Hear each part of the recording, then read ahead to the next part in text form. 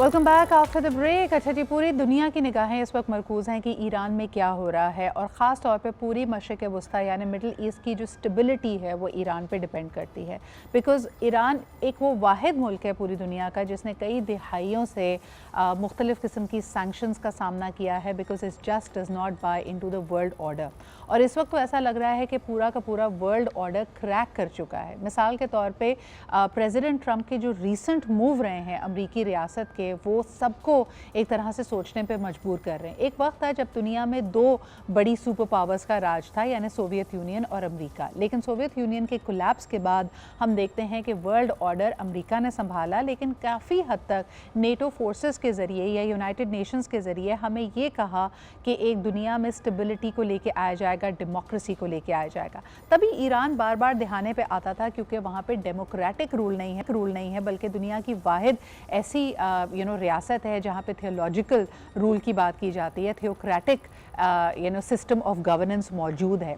लेकिन सिर्फ यही वजह नहीं है। ईरान के अगर असासों की तरफ देखा जाए तो दुनिया में सबसे ज़्यादा तेल और गैस के असासे इनके पास मौजूद हैं, लेकिन ईरान रिजेक्ट करता है यूएस डॉलर में डील करने के लिए और साल से सैंक्शंस के बावजूद इट हैज़ बिन सर्वाइविंग। लेकिन इस दफ़ा हिस्ट्री में पहली दफ़ा ये नज़र आ रहा है कि इकोनॉमिक प्रेशर्स को इस हद तक बढ़ा दिया गया है कि बजाय इसके कि आपके ऊपर हमला किया जाए, इकोनॉमिक वॉरफेयर का इस्तेमाल किया जा रहा है।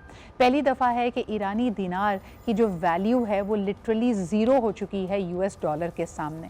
लेकिन दूसरी तरफ यूएस ने भी नए तौर तरीके अपना लिए हैं। वेनेजुएला के ऊपर अटैक किया जो कि शायद चीन भी इस तरह का ख्वाब नहीं देख सकता, हालांकि उसके बहुत सारे प्रॉब्लम्स हैं ताइवान को लेकर, लेकिन वो इस चीज़ को नहीं ले जा सकता। जापान एंड कोरिया का अनफिनिश्ड बिजनेस है, वो भी इस बारे में सोच नहीं सकते बिकॉज गेट कीपिंग हमेशा यूएस ने की है।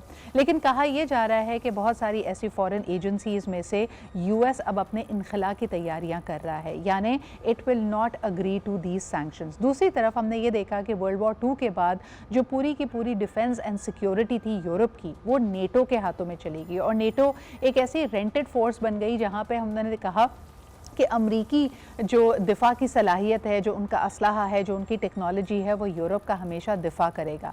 लेकिन जब खुल्लम खुल्ला प्रेसिडेंट ट्रंप ये कहते हैं कि उनको ग्रीनलैंड चाहिए, तो यूरोप के भी इस वक्त तोते उड़ चुके हैं और वो इस बात पे सोच विचार कर रहे हैं कि क्या उनकी डिफेंस यकीनी है थ्रू द नेटो फोर्सेस, क्योंकि इस वक्त नेटो फोर्सेस को राइज किया अमेरिका ने।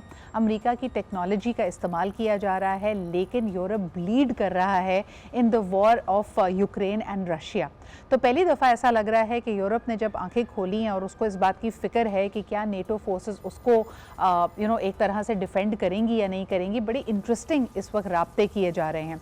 हमारे सामने है वो रशिया से तो बात नहीं कर सकते, लेकिन देखने में आया है कि यूरोप के कई लीडर्स ने प्राइम मिनिस्टर मोदी से राब्ते किए हैं, जो उनके जहन में एक दूसरी एंकरशिप हो सकती है। यानी अगर वो तकिया नहीं कर सकते नेटो और अमेरिका के ऊपर अपने दिफा के लिए, तो हर मुल्क के लिए इस वक्त सबसे जो कलीदी बात बनी हुई है कि what will happen to our defence.